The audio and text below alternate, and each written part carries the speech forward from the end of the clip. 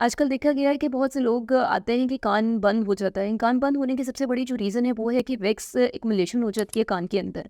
हमें नॉर्मल जो है जो वैक्स है एक नॉर्मल प्रोटेक्टिव लेयर है ईयर की। लेकिन जब उसको वैक्स एक्सेसिव ईयर पॉड का यूज़ हो रहा होता है तो वैक्स को नॉर्मली जो है रिमूव होने का रास्ता नहीं मिल रहा होता है, जिसकी वजह से वैक्स जो है वो पर्दे के ऊपर एक्युमुलेट होना शुरू हो जाती है। और उसकी वजह से हमें डिक्रीज़ हियरिंग या जैसे सुनाई कम दे रहा होता है और कान बंद होना की अलामात ज़ाहिर होती हैं।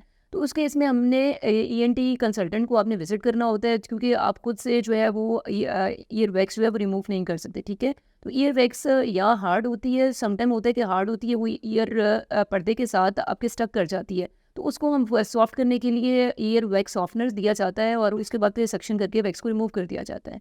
एक और बहुत बड़ी रीज़न जो है कान के पर्दे के पीछे रेशा जमा हो जाना है, जिसको हम ग्लू ईयर कहते हैं, ठीक है? उसकी वजह से भी कान जो है ना ब्लॉकेज फ़ील हो रही होती है। तो इन सब अलामात के साथ जो है हमें महसूस हो रहा होता है कि हमारे कान बंद हो रहे हैं या भारीपन महसूस हो रहा होता है, या समटाइम होता है कि चक्कर आ रहे होते हैं। तो ये मेडिकली भी ट्रीट होता है और सर्जिकली भी ट्रीट होता है। अगर मेडिसिन से रिकवर ना हो रहा हो पेशेंट, तो हम सर्जिकली कान का मुआयना करते हैं, जिसको हम ईओ ईयर कहते हैं। अगर आपको इनमें से कोई भी मसला पेश आया तो you can consult me at Salam medical complex from 5 to 8 PM on the daily basis.